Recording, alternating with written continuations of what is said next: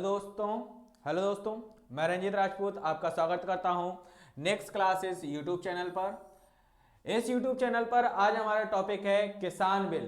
किसान बिल 2020 क्या है, इसके बारे में आज देश में इतना विरोध क्यों हो रहा है, इन सब चीज़ों पर आज हम चर्चा करने वाले हैं।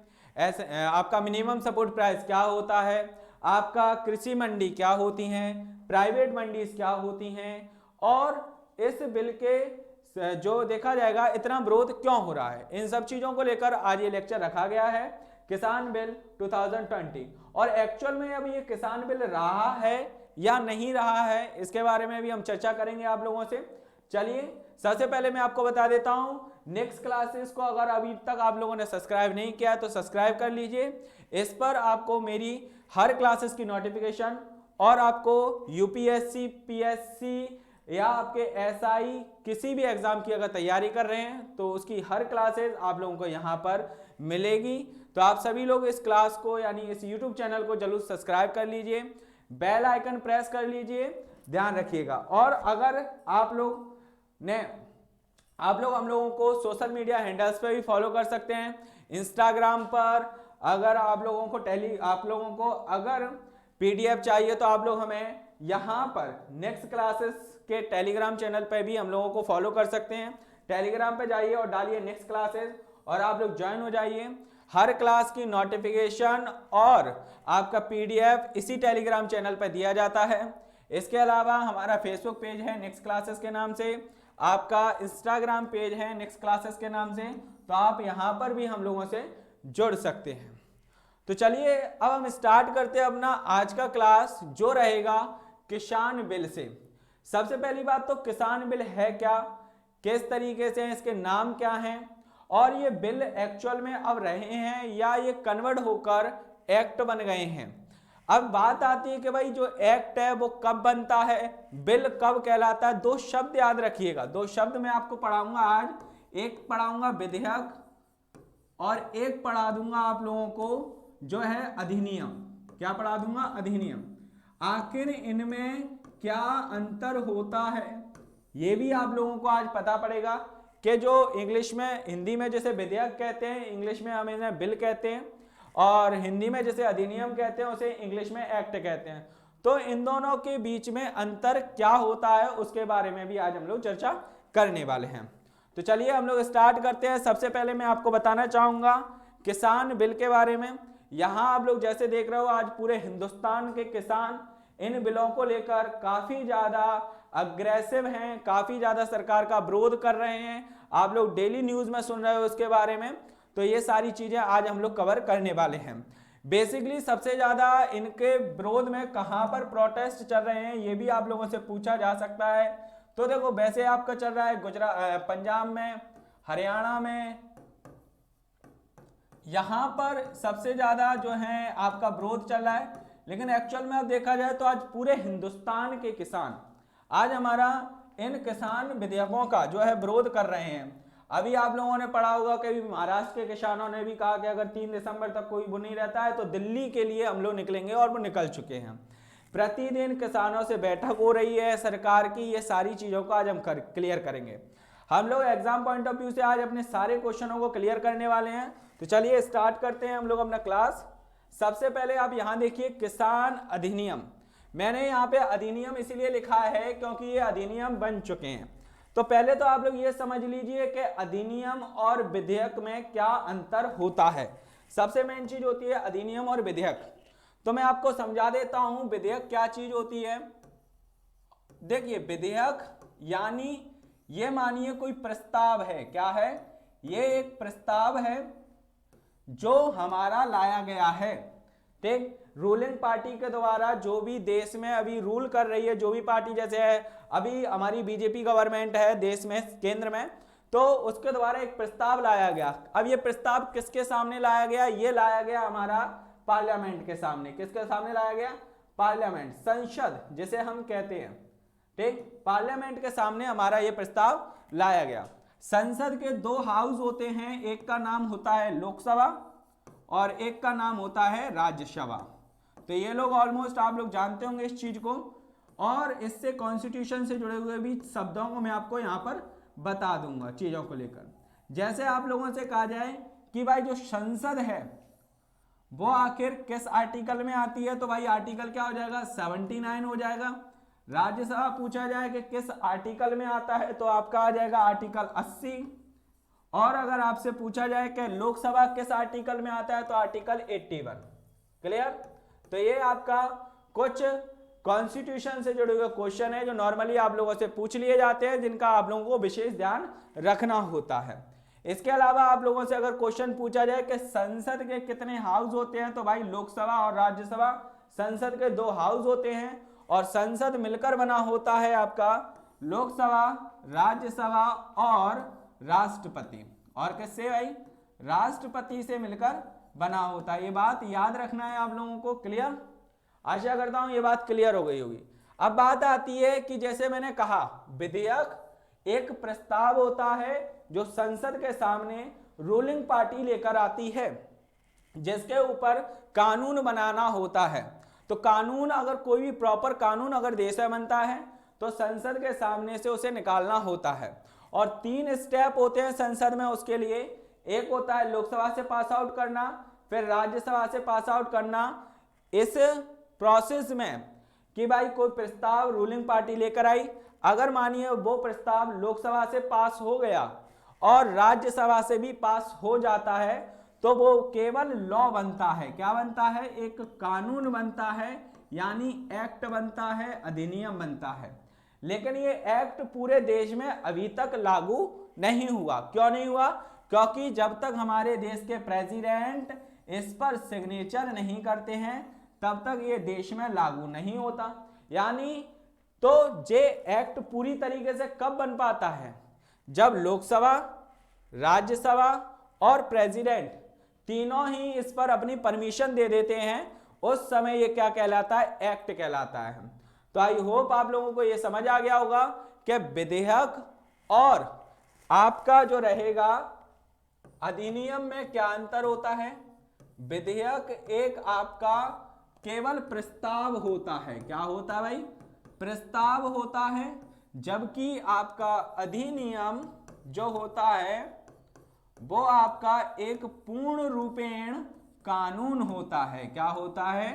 पूर्ण रूपेण आपका कानून होता है। ये बात याद रखनी है आपको। क्लियर? कोई डाउट? अगर आपको कोई डाउट है तो आप कमेंट में जरूर पूछिएगा उसको, मैं आप लोगों को अगली वीडियो में उसका आंसर जरूर दूंगा। चलिए तो अब हम लोग देखते हैं कि भाई हम लोगों ने विधेयक और उसमें देख लिया कि भाई क्या होता है आपका एक second.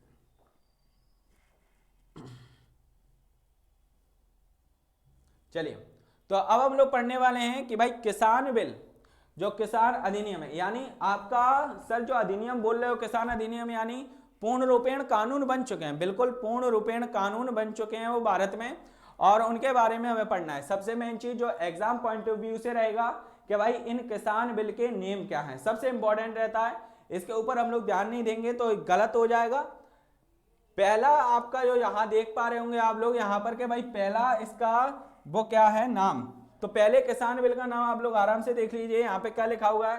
The farmer produce trade and commerce promotion and facility act 2020, यानी किसान व्यापार और वाणिज्य संवर्धन और सुविधा अधिनियम 2020। ये पहले किसान बिल का नाम है। क्या है? ये बिल नहीं है एक्चुअल में, अब एक्ट बन चुके हैं क्योंकि लोकसभा, राज्यसभा और प्रेसिडेंट ऑफ इंडिया ने भी इस पर अपनी परमिशन दे दी है। तो ये क्या हो गया? ये किसान एक्ट में पहला आपका एक्ट आया है जिसका नाम आपको याद रखना होगा। सेकंड एक्ट का नाम है the farmer empowerment and protection agreement on prices excellence and farm service act 2020, यानी मूल्य आश्वासन और कृषि सेवा सशक्तिकरण और संरक्षण किसानों पर समझौता अधिनियम 2020। ये दूसरे किसान बिल यानी दूसरे किसान एक्ट का नाम है। तो ये एक्ट के नाम इतने बड़े हैं, हम लोगों ने शायद अभी तक ध्यान भी ना दिया हो। हम इन्हें केवल किस नाम से जान रहे हैं, या मीडिया इसको जो कवर कर रही है केवल फार्म बिल यानी किसान अधिनियम के नाम से ही कवर कर रही है, जबकि एक्चुअल में एग्जाम पॉइंट ऑफ व्यू में ये रहेगा अपना, तो इस पर जरूर ध्यान दीजिएगा। चलिए आगे बढ़ते हैं। इसके बाद थर्ड जो किसान बिल है यानी किसान एक्ट है, उसका नाम है आपका the essential committees amendment act 2020 यानी आवश्यकता वस्तु संशोधन अधिनियम 2020। फाइनली ये आपके 3 क्वेश्चन है। सर क्वेश्चन कैसे बनेगा? ये तो चलो आपने बता दिया, पॉसिबल भी नहीं है कि इतना याद कर ले, लेकिन पॉसिबल बनाना पड़ेगा। क्यों? लाइक यूपीएससी या किसी स्टेट पीसीएस में क्वेश्चन किस तरीके से आएगा, ये तीनों बिल दे दिए जाएंगे और एक चौथा बिल जो होगा वो आपको गलत दे दिया जाएगा और पूछ लिया जाएगा निम्न में से कौन सा गलत है, यानी फार्म बिल नहीं है। तो आपको 3 अगर बिल याद हैं तब जाकर आपका वो क्वेश्चन बनेगा, और ये यूपीएससी और स्टेट पीसीएस के एग्जाम के हिसाब से ही क्वेश्चन है, ध्यान रखिएगा। अब बात करते हैं कि सर सबसे पहले डायरेक्ट इसे बिल बनाया गया इससे पहले भी कोई चीज की गई है, तो आपको बता देता हूं। फर्स्ट इसके लिए स्टेप उठाया गया था जून माह में, जब प्रेसिडेंट ऑफ इंडिया ने आपका इसे जो है एक अध्यादेश के रूप में लागू किया था। अब सर अध्यादेश ये क्या चीज होती है? ये आपका एक आधा आदेश होता है, अध्यादेश। अब क्वेश्चन याद रखिएगा कि अध्यादेश जारी करने की शक्ति देश में यानी सेंट्रल गवर्नमेंट में केवल प्रेसिडेंट को प्राप्त है। अगर प्रेसिडेंट अध्यादेश जारी करेगा तो आर्टिकल 123 के द्वारा करेगा, ये याद रखिएगा। ये एग्जाम पॉइंट ऑफ व्यू से बहुत ज्यादा इंपॉर्टेंट क्वेश्चन है कि आर्टिकल 123 के द्वारा प्रेसिडेंट ऑफ इंडिया आपका ऑर्डिनेंस लागू करता है। तो पहली बार जो किसान बिल थे उन्हें ऑर्डिनेंस के रूप में आर्टिकल 123 का प्रयोग करके president of India Ramnath Kovind ने आपका जून में लागू किया, जिसके चलते देखा गया कि काफी ज्यादा प्रोटेस्ट भी हुए, लेकिन इतने मेजर स्केल पे नहीं हुए जो आज हो रहे हैं। वजह क्या थी? अध्यादेश था, अधिकतम 6 माह तक रह सकता था। क्या रह सकता था? 6 माह तक रह सकता था, इसीलिए ज्यादा प्रोटेस्ट नहीं हुए। लेकिन अब ये क्या बन गया? परमानेंट कानून बन चुका है, अधिनियम बन चुका है, यानी एक्ट बन चुका है।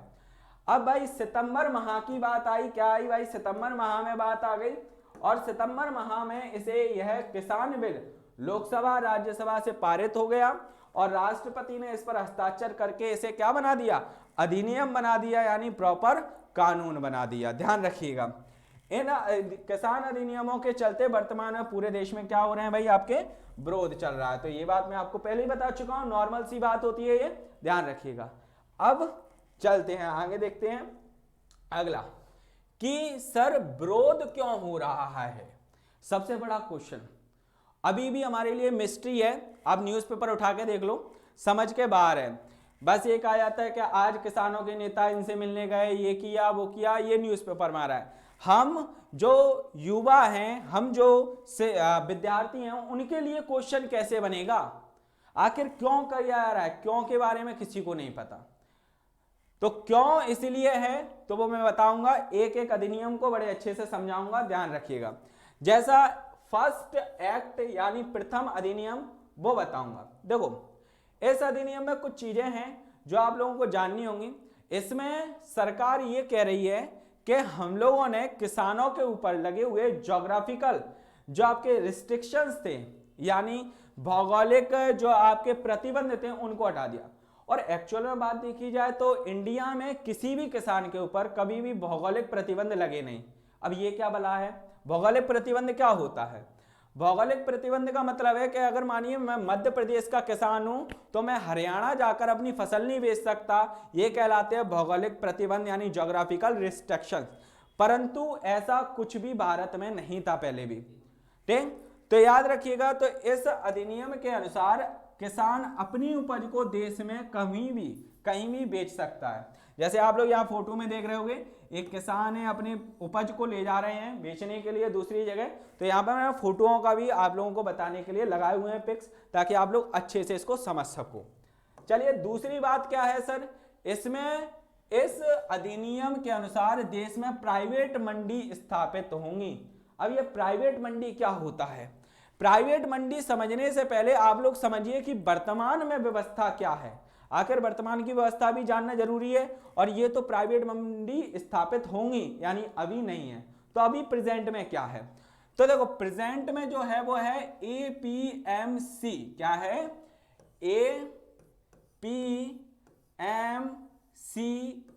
एस नीचे है, ध्यान रखिएगा। तो एक्चुअल में ये क्या चीज है, ठीक।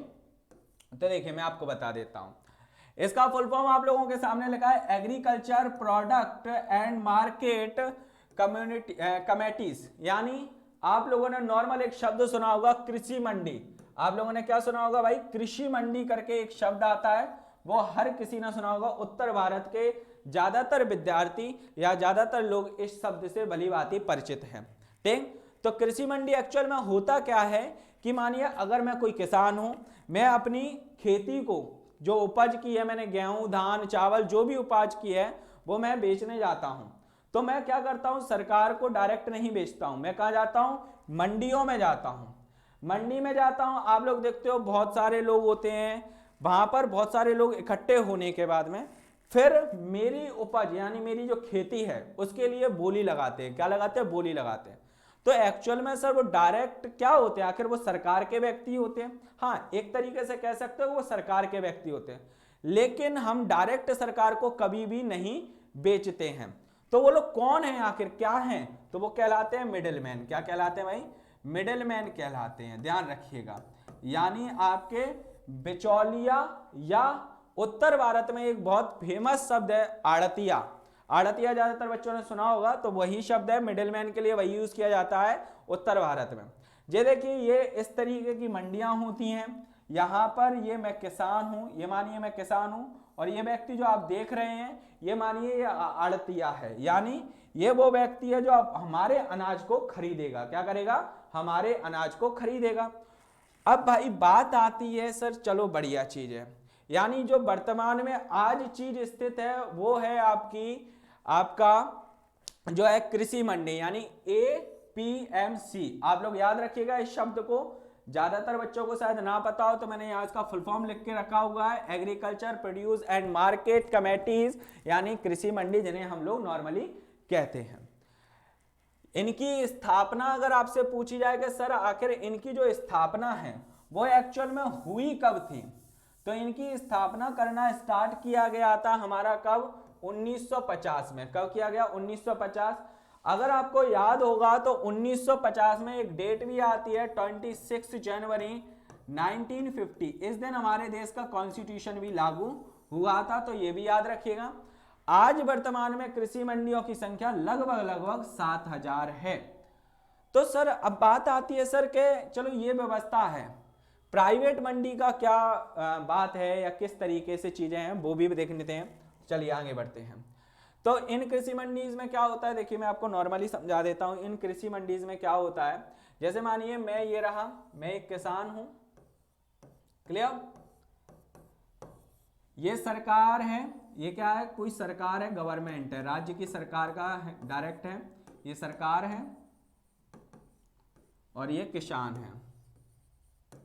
अब क्या होता है, कभी भी किसान जो छोटा किसान होता है या कोई भी किसान आज वर्तमान समय में डायरेक्ट सरकार को अपनी फसल नहीं बेचता है। सरकार और किसान के बीच में एक व्यक्ति कार्य करता है जिसका नाम होता है मिडिलमैन। क्या होता है, मिडिलमैन, ठीक, ये कहलाता है, ये कहलाता है मिडिलमैन।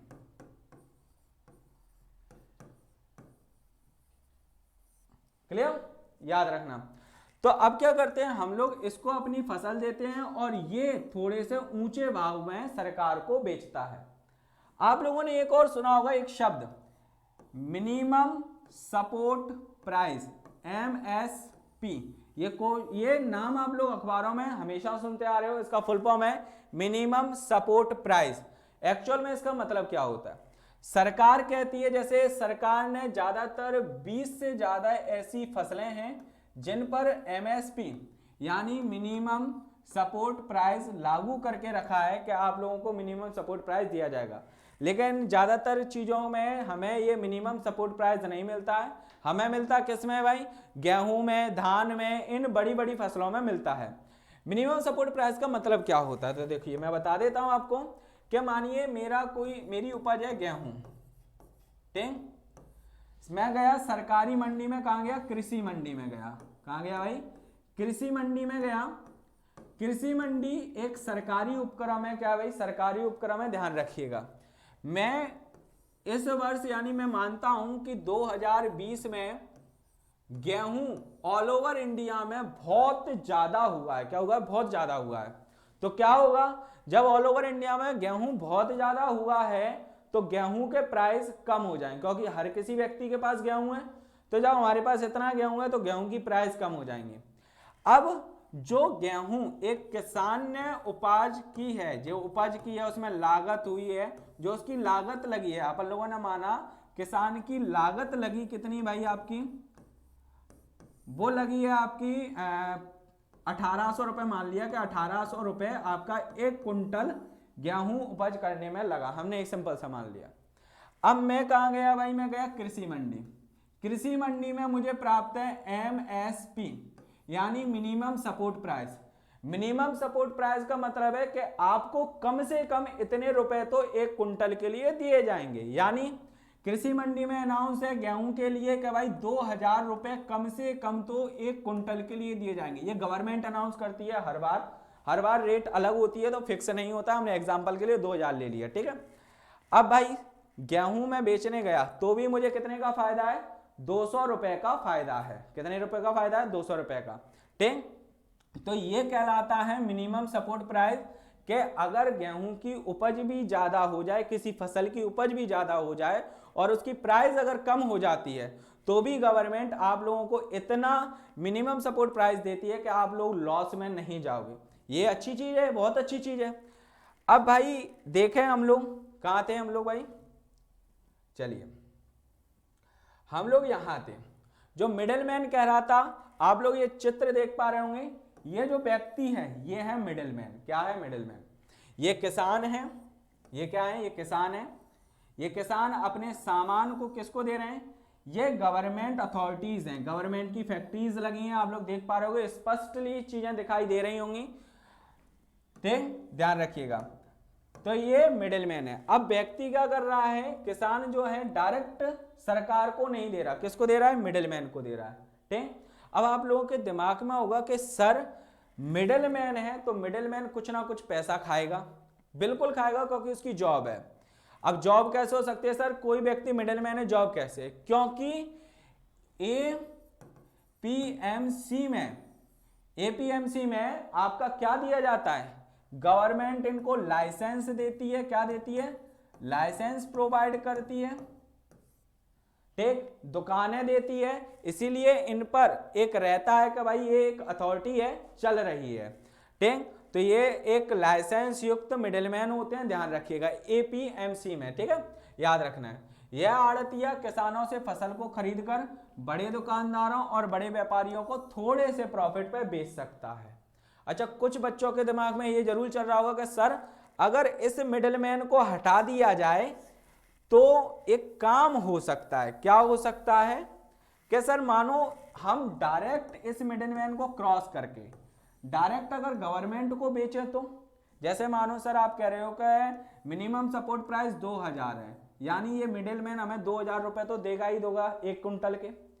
अब ये भी कुछ प्रॉफिट कमाएगा, यानी ये जब सरकार को देगा तो 2000 से कुछ रुपया ज्यादा देगा। मैंने कहा बिल्कुल बात सही है यार। तो क्यों ना किसान डायरेक्ट सरकार को या किसी बड़े व्यापारी को दे दे, यानी मिडिलमैन हटा दे। और जब मिडिलमैन को हटाने की बात होगी तो आपकी क्या खत्म हो जाएंगी, एपीएमसी क्या हो जाएगा, एपीएमसी खत्म हो जाएंगे, यानी कृषि मंडी खत्म हो जाएंगे आपके भारत में, ठीक, याद रखिएगा। तो सर बढ़िया चीज है, इसमें क्या गलत है, सरकार क्या गलत क्या कर रही है जो इतना विरोध कर रहे हैं?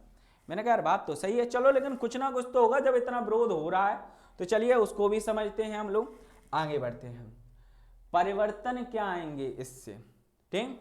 अब देखो मैं आपको समझाता हूं परिवर्तन क्या आएंगे। जैसे मानिए आप लोग कहो कि सर मिडिलमैन जो है आपका खत्म कर दीजिए, हमें नहीं चाहिए मिडिलमैन। मैंने कहा ठीक है कोई बात नहीं, मिडिलमैन को हम लोग क्या कर लेते हैं, खत्म कर लेते हैं। चलिए बहुत बढ़िया, खत्म हो गया, ठीक। ये किसान है, ये मानिए कोई बहुत बड़ा व्यापारी है, क्या है, बहुत बड़ा व्यापारी है, ठीक, ये व्यापारी है। मिडिलमैन अगर खत्म होता है तो इंडिया में से जो APMCs यानी जो कृषि मंडी है वो भी क्या हो जाएंगी, खत्म हो जाएंगी। हो जाएंगी कि नहीं हो जाएंगी, क्योंकि ये उसकी अथॉरिटी है, ये भी खत्म हो गई। चलिए अब प्राइवेट कंपनी, व्यापारी क्या है, प्राइवेट है, और व्यापारी या फैक्ट्री मालिक का एक ही काम होता है क्या, अपना फायदा देखना, दूसरे से कोई फर्क नहीं पड़ता। ध्यान रखिएगा, दूसरे से कोई फर्क नहीं पड़ता उन्हें। अब भाई चलिए आप लोग सोचो सर रिसेंटली तो बड़ा फायदा है, लेकिन लॉन्ग टर्म में काफी लॉस है। क्यों, कृषि मंडी एक तरीके से खत्म, कृषि मंडी खत्म, मिनिमम सपोर्ट प्राइस खत्म, भारत में कोई मिनिमम सपोर्ट प्राइस नहीं है। व्यापारी क्यों कहेगा कि भाई मैं तुम्हें इतने में तो दूंगा ही दूंगा, प्राइवेट है ना, सरकारी थोड़ी है। अब क्या होगा, किसान गया भाई इसके पास, अब भाई कोई बड़ा किसान है वो तो जा सकता है, जिसके पास काफी अच्छे मात्रा में जैसे 4000 5000 टन है वो डायरेक्ट जा सकता है। जिसके पास 1 कुंटल 2 कुंटल 3 कुंटल ही गेहूं या कोई उपज है वो डायरेक्ट तो किसी व्यापारी से नहीं जुड़ेगा। क्या नहीं होगा, डायरेक्ट तो किसी व्यापारी से कभी नहीं जुड़ सकता। अब क्या होगा भाई, कृषि मंडी है नहीं। अब मानिए मैं ही छोटा सा किसान हूं, मुझे ही अपना 1 या 2 कुंटल गेहूं बेचना है, तो मैं कहां जाऊंगा भाई, फाइनली मैं जाऊंगा किसके पास, व्यापारी के पास। अब सरकार मुझे मिनिमम सपोर्ट प्राइस में कितना दे रही थी, हमने एग्जांपल में क्या माना था, 2000 रुपए। ठीक, भविष्य में जाके व्यापारी क्या कहेगा कि भाई आपको मैं सिर्फ 1200 रुपए दूंगा। क्या दूंगा, 1200 रुपए। मैंने कहा ये तो बहुत कम है, इससे तो मेरी लागत भी नहीं निकल रही। मुझे ये बताओ व्यापारी को जरूरत है क्या इसके गेहूं की, क्योंकि 1 या 2 कुंटल में मुझे नहीं लगता उसका कुछ होगा व्यापारी का। वो कह देगा तुझे चाहिए तो भाई दे जा, नहीं चाहिए तो अपना गेहूं वापस ले जा, अपनी उपज को वापस ले जाओ। तो फाइनली इस किसान के पास कोई ऑप्शन बचा क्या, क्या भाई, कृषि मंडी खत्म हो गई, मिनिमम सपोर्ट प्राइस है नहीं, कोई चीज है नहीं, अब हम जाएं कहां। 1 या 2 कुंटल गेहूं तो नहीं खा सकता या कोई उपज नहीं खा सकता। अब क्या होगा, मजबूरन इस व्यापारी को 1200 रुपए में अपना क्या देना पड़ेगा, उपज देनी पड़ेगी। ये लॉस है आपका आगे भविष्य में किसानों का, जो एपीएम। अब आप लोगों को क्या लगता है कि आपका मिडिलमैन अगर गवर्नमेंट अथॉरिटीज में, क्योंकि कृषि मंडी क्या है, एक गवर्नमेंट अथॉरिटी है, अगर यहां सरवाइव कर रहा है तो क्या ये व्यक्ति जो प्राइवेट सेक्टर है उसमें मिडिलमैन नहीं होगा। जैसे मानिए मेरे को एग्जांपल ले लीजिए, मैंने एक बहुत बड़ी फैक्ट्री लगाई, ऐसे मैंने मानिए चावल की लगाई, रंजीत बासमती चावल ऐसे लगा लिया, ठीक है। अब भाई मैंने एक फैक्ट्री लगाई, मुझे टनों में माल चाहिए, मैं बहुत बड़ा व्यक्ति हूं, तो मैं क्या किसी ऐसे किसान के पास जाऊंगा या किसी किसान के पास जाए कहूंगा कि भाई अपना गेहूं मुझे दे दीजिए या अपना चावल मुझे दे दीजिए, मुझे आवश्यकता है, कभी नहीं। क्यों, मैं ऑफिस में बैठूंगा, मेरे नीचे काम करने वाले व्यक्ति काम करेंगे, तो वहां पर भी मिडिलमैन क्या करेंगे, अपना सर्वाइव करेंगे। यानी मिडिलमैन चाहे आप प्राइवेट सेक्टर हो चाहे आपका जो गवर्नमेंट सेक्टर हो, कभी खत्म नहीं होगा। क्यों, प्राइवेट सेक्टर में भी वो अपनी जगह बनाएंगे, तो मिडिलमैन तो कभी खत्म नहीं हो रहा, तो ये मिडिलमैन जीवित रहेगा। लेकिन हाँ, कृषि मंडी जरूर खत्म हो गई, मिनिमम सपोर्ट प्राइस जरूर खत्म हो गया, किसान अपनी उपज की लागत तक नहीं निकाल पाएगा भविष्य में, ये याद रखिएगा। क्लियर, तो शायद आप लोगों को एक क्लियरिटी मिल गई होगी कि भाई आखिर किसान बिल का इतना विरोध क्यों हो रहा है। ठीक, चलिए और किसान बिल में क्या लिखा हुआ है वो भी जान लेते हैं थोड़ा सा। जैसे आप लोगों ने ये अच्छे से समझ लिया, अब जो पहला किसान बिल है उसके द्वारा परिवर्तन क्या हो रहे हैं हमारे आज के समय में लिख के जाए तो देखिए, इस अधिनियम के द्वारा दुकान या व्यापारी सीधे किसानों से उपज खरीद सकते हैं। इसके द्वारा फसल की कीमत अच्छी भी हो सकती है और बेकार भी। एग्जाम्पल देता हूं, अच्छी और बेकार क्यों कह रहे हो सर, आखिर ऐसी क्या वजह है अच्छी और बेकार। एग्जाम्पल आप जियो कंपनी को लीजिए, देखिए मैं एक सिर्फ एग्जाम्पल के तौर पे ले रहा हूं, कोई ऐसा नहीं है, नहीं तो आप लोग कहें तो क्या होता है। जैसे जियो कंपनी ने मार्केट को कैप्चर करने के लिए क्या किया था, स्टार्टिंग में फाइनली जो मान लीजिए फ्री में नेट दिया था, बहुत कम प्राइस पे दिया था, प्रैक्टिकली देखा जाए तो एक तरीके से फ्री था, फ्री में नेट दिया। आज देखिए वो ऑल ओवर टेलीकॉम सेक्टर का 30% से भी ज्यादा मार्केट कैप्चर करे हुए। अगर मानिए बेटा कि जियो गवर्नमेंट अथॉरिटीज नहीं है, प्राइवेट अथॉरिटीज है। हमने जबकि एज ए एग्जांपल लें कि जियो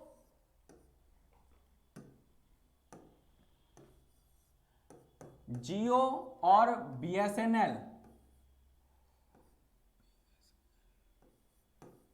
ये दो अथॉरिटीज हैं टेलीकॉम सेक्टर की ले ली। जियो एक प्राइवेट है और बीएसएनएल एक गवर्नमेंट है। क्या है? गवर्नमेंट है। हिंदुस्तान की ऐसी कोई जगह, ऐसा कोई गांव, ऐसा कोई कस्बा नहीं है जहां बीएसएनएल के नेटवर्क ना हो। क्यों? गवर्नमेंट अथॉरिटीज है। क्लियर?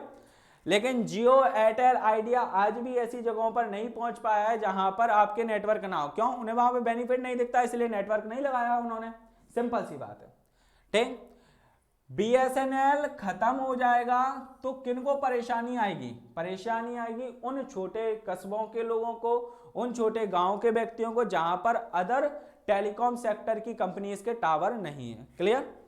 अब अगर हम बीएसएनएल से कंपैरिजन करें कृषि मंडी को, किसको? कृषि मंडी को। कृषि मंडी को इंग्लिश में क्या कहते हैं? एपीएमसी, यहां पे लिख देता हूं, ठीक है, एपीएमसी। तो ये रहता है, यानी कृषि मंडी हिंदुस्तान के हर जगह, हर कस्बे, हर एक गांव में मिलेगी आपको, मतलब ऑलमोस्ट हर जगह मिल जाएगी। जियो एक प्राइवेट सेक्टर है।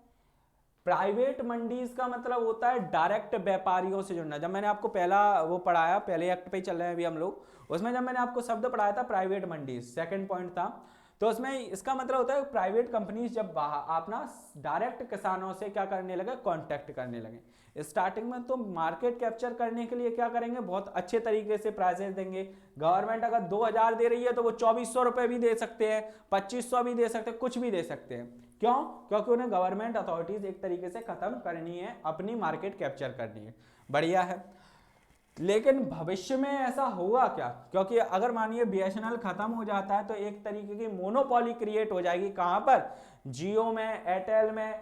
ये दो ऐसी जगह हैं जहां पर ये चीजें चल रही हैं, यानी टेलीकॉम सेक्टर में वोडाफोन, आइडिया, ये 3-4 कंपनीज हैं जो चल रही हैं इंडिया, बाकी सभी बीएसएनएल जबकि खत्म होने की कगार पर है। क्लियर? तो याद रखिएगा जियो उसी तरीके से है, आप लोग जियो के से भली भांति परिचित हैं। मार्केट कैप्चर करने के लिए अपने को बेनिफिट बहुत ज्यादा दिए, सारी चीजें रही।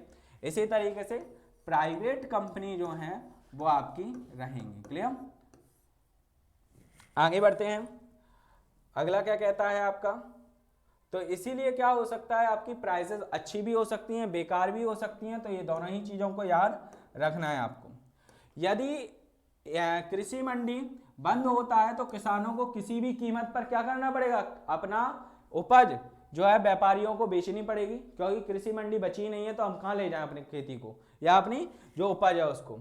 अब देखो क्या होता है, जो कृषि मंडी है उसके द्वारा गवर्नमेंट ऑफ स्टेट, यानी जिस जगह आपका कृषि मंडी है उस राज्य की गवर्नमेंट को कुछ पैसा मिलता है, ठीक है, टैक्स मिलता है। लेकिन जब प्राइवेट कंपनीज डायरेक्ट किसानों से जुड़ेंगी तो वो गवर्नमेंट को पैसा क्यों देंगी?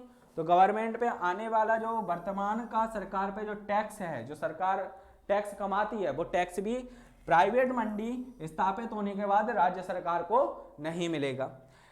गवर्नमेंट सिर्फ इसमें यह कह रही है कि भौगोलिक जो प्रतिबंध हैं, यानी ज्योग्राफिकल रिस्ट्रिक्शंस हैं, वो हटा दिए गए हैं। जैसा कि मैं स्टार्टिंग में ही बताया, कोई भी ज्योग्राफिकल रिस्ट्रिक्शन इंडिया में किसानों पर कभी थे ही नहीं, तो क्या हटाया जाएगा? ठीक है, ध्यान रखिएगा। चलिए आगे बढ़ते हैं।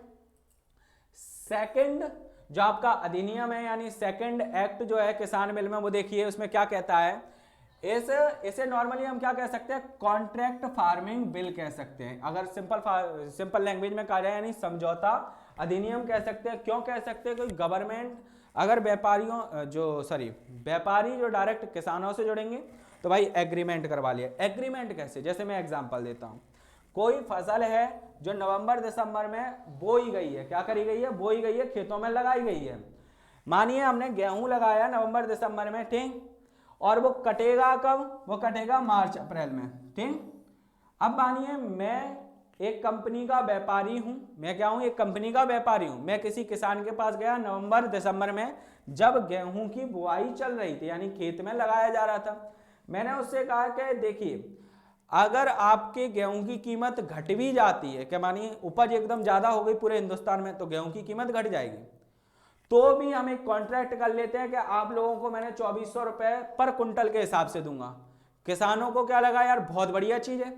और ये कॉन्ट्रैक्ट कभी परमानेंट नहीं होते, कॉन्ट्रैक्ट में हमेशा चेंजेस होते रहते हैं। हाँ सीजन वाइज हुआ भाई बढ़िया है, स्टार्टिंग में तो बहुत बढ़िया चीज लगेगी, ठीक है। जैसा कि मैंने कहा कि भाई अगर एपीएमसी खत्म हो गया तो किसानों फिर कॉन्ट्रैक्ट करने वाले व्यक्तियों पर क्या रहेगा कि भाई अब 2400 की जगह 1400 रुपए देंगे, जाकर बेच लो, कहीं और बेच सकते हो। तो बेचने के लिए किसानों पर कोई ऑप्शन होगा ही नहीं, तो उन्हें मजबूरी बन जाएगी कहां पर, प्राइवेट कंपनीज में बेचने के लिए, ठीक है, ध्यान रखिएगा। तो क्या होता है, इसे कॉन्ट्रैक्ट फार्मिंग बिल के नाम से भी जान सकते हो आप लोग। इसमें किसान और व्यापारी के बीच में क्या होने वाला है, जो अपनी फसल को बेचने के लिए कॉन्ट्रैक्ट रहेगा वो आपका इसमें रहेगा, ध्यान रखिएगा। इस समझौते के अंतर्गत यानी जिसे कॉन्ट्रैक्ट कर रहे हैं, मैं किसान की उपज की कीमत का वर्णन होगा जिस कीमत से व्यापारी उस उपज को खरीदेगा। तो सिंपल सी बात है। तो अगर मानिए कीमत घट भी जाती है, कीमत बढ़ भी जाती है, तो कॉन्ट्रैक्ट के हिसाब से उसी पर चलेंगे व्यापारी। क्लियर? आई होप आप सभी को जो है चीजें क्लियर हो रही होंगी। अगर क्लास पसंद आए, हाँ मानता हूं क्लास थोड़ी लंबी हो जाएगी, लेकिन बहुत अच्छे से क्लियर होगा किसान बिल, क्योंकि हिंदुस्तान में ये चीज चल रही है, तो भाई हमें उसके बारे में पता होना चाहिए। यूपीएससी आपके स्टेट पीसीएस में ये क्वेश्चन जरूर आएंगे, और हाँ बिल्स के नाम जरूर याद कर लीजिएगा। और एक और चीज भाई, नेक्स्ट क्लासेस को अभी तक सब्सक्राइब नहीं किया है तो कर लो, क्योंकि इसके बिना आपको इतना अच्छा कंटेंट कहीं नहीं मिलेगा। इसके अलावा डेली हमारा 7 बजे जो है रेगुलरिटी से करंट अफेयर्स भी स्टार्ट हो चुका है, आप जाकर देख सकते हो। दिसंबर का करंट अफेयर्स स्टार्ट कर दिया है मेरे द्वारा, तो आप उसे भी ज्वाइन करके देखिए और अपना रिव्यू जरूर दीजिएगा हमें कि किस तरीके से आपको करंट अफेयर्स लगा। चलिए आगे बढ़ते हैं, आगे बात करते हैं भाई। इस प्राइवेट कॉन्ट्रैक्ट पर सरकार का कोई नियंत्रण नहीं होगा। अच्छा, जैसे एग्जांपल दूं, अगर जियो कंपनी वाला या एयरटेल कंपनी वाला अगर 200 रुपए 100 रुपए में पर डे आपको 1.5 GB डेटा दे रहा है, अगर मानिए भविष्य में इतने ही रुपए में 100 MB डेटा देगा, तो गवर्नमेंट से आप कभी कह पाओगे कि भैया जियो के मालिक से या एयरटेल के मालिक से कहिए कि वो हमें 1.5 GB डेटा दे? गवर्नमेंट उसमें कभी कुछ नहीं कर पाएगी। तो इस कॉन्ट्रैक्ट में गवर्नमेंट का कोई भी जो है अधिकार नहीं रहेगा, प्राइवेट सेक्टर में नहीं रहता है भाई, वो अपने हिसाब से हैंडल करते हैं उसको, ध्यान रखिएगा। तो ये आगे चलकर किसानों के लिए काफी ज्यादा लॉस होगा। आगे बढ़ते हैं, थर्ड बिल क्या कहता है? थर्ड बिल कहता है इस अधिनियम के द्वारा बड़े व्यापारियों को छूट मिल जाएगी कि वह जितनी चाहें उतनी जमाखोरी कर सकते। जमाखोरी यानी कोई भी चीज बहुत बड़ी मात्रा में इकट्ठी कर सकते हैं। जैसे एग्जांपल देता हूं मैं आपको, अगर मानिए ये मैं हूं, क्या हूं? अगर मानिए ये मैं हूं, मैं एक बहुत बड़ा व्यापारी हूं, मुझे कोई किसान आया मेरे पास, क्या आया भाई, कोई किसान आया कि सर हमारे पास 2 टन गेहूं है, क्या है, 2 टन गेहूं है, आप खरीद लीजिए। ये व्यक्ति मेरे पास आया, ठीक, ये व्यापारी है यानी मैं हूं। चलिए बढ़िया, मैंने कहा ठीक है आपके पास 2 टन गेहूं है, मैं ले लूंगा। अब सरकार इन्हें मिनिमम सपोर्ट प्राइस में लेती थी 2000 रुपए में, एग्जाम्पल हमने लिया था, वो 2000 ही चलाएंगे हम लोग। लेकिन मैंने बहुत बड़ी मात्रा में, क्या है, बहुत बड़ी मात्रा में पहले से गेहूं को क्या करके रखा है, स्टोर करके रखा है। क्या करके रखा है भाई? स्टोर करके रखा है। मुझे ज्यादा आवश्यकता नहीं है, ये नहीं तो कोई और आएगा मेरे पास, लेकिन अगर नहीं भी आया तो मेरे पास इतना सफिशियंट है कि मेरे आगे के लिए काम चल जाएगा। मैंने इससे कहा कि भाई मैं आपको सिर्फ माने 1400 रुपए पर कुंटल के हिसाब से ही दे पाऊंगा। अगर आपको ठीक लगता है तो बेचिए, नहीं लगता है तो कोई मत बेचिए। पहले जबकि इस थर्ड एक्ट में चेंजेस कर दिए गए अमेंडमेंट, जो एक बहुत बड़ा जो आपका देखा जाएगा जो विरोध का एक बहुत बड़ा हिस्सा बन चुका है कि भाई ये हटाओ, इसमें चेंजेस लाओ, ठीक। तो अब इस किसान की मजबूरी हो गई इस व्यापारी को 2 टन गेहूं बेचने के लिए, और वो भी क्या, सरकार जो मिनिमम सपोर्ट प्राइस दे रही थी 2000 रुपए, उससे भी कम दाम में। ये भविष्य की चीजें हैं, अभी हमें अच्छी लग रही है, प्राइवेट कंपनी सरकार से कई गुना ज्यादा चीजें देंगी, लेकिन भविष्य में तो ये रहेंगी। अब बात निष्कर्ष क्या आता है, तो आई होप ये सारी चीजें आप लोगों को बहुत अच्छे से क्लियर हो रही होंगी। आशा मेरी यही है। अगर भाई क्लियर हो तो सभी लोग लाइक एंड सब्सक्राइब जरूर कीजिएगा इस चैनल को। तो फाइनली आप लोगों को ये पता होगा अब डिमांड क्या है, जो देखी जाए कि भाई क्या चीजें हैं, जो किसान है वो डिमांड क्या कर रहे हैं। डिमांड कर रहे हैं कि भाई एक तो इमीडिएटली आपका क्या है, देखो farmers demand special session of parliament, यानी एक विशेष सत्र बुलाने की एक डिमांड कर रहे हैं कि भाई आप लोग हमारे लिए इन बिलों में या कुछ चेंजेस कीजिए या इन बिलों को पूर्णतः रद्द कीजिए। क्योंकि ये अब बिल यूज कर रहा हूं, जहां जहां बिल यूज किया है वहां आप एक्ट लगा लेना, अधिनियम लगा लेना, माफ कीजिएगा। तो इन अधिनियमों में क्या है, चेंज कीजिए या पूरी तरीके से रद्द कीजिए, क्योंकि ये पूरी तरीके से प्राइवेट कंपनीज के फेवर में है। ठीक, तो याद रखिएगा। आई होप आप लोगों को इसके बारे में, किसान बिल के बारे में संपूर्ण जानकारी मिल गई होगी। अगर आप लोगों को क्लास पसंद आती है तो लाइक जरूर कीजिएगा और शेयर करना ना भूलें। और सबसे मेन चीज, अगर आपने अभी तक मेरे YouTube चैनल नेक्स्ट क्लासेस को सब्सक्राइब नहीं किया है, कर लीजिए और एक बेल आइकन बगल से दिया है भाई, उसको जरूर प्रेस कर लेना। क्यों? क्योंकि ऐसी ही वीडियो मेरे द्वारा लाई जाएंगी, सारी चीजें रहेंगी। और सुबह 7 बजे हमारा daily current affairs, national current affairs का वीडियो अपलोड कर दिया जाता है, जिसका लिंक आप लोगों को मिल जाएगा कहां पर, जिसका लिंक मिल जाएगा आप लोगों को इस Telegram channel link next classes पर। इसका लिंक मैं आप लोगों को वीडियो के डिस्क्रिप्शन में भी प्रोवाइड कर दूंगा, तो सभी लोग जरूर ज्वाइन कीजिएगा। Thank you all of you and take care बेटा।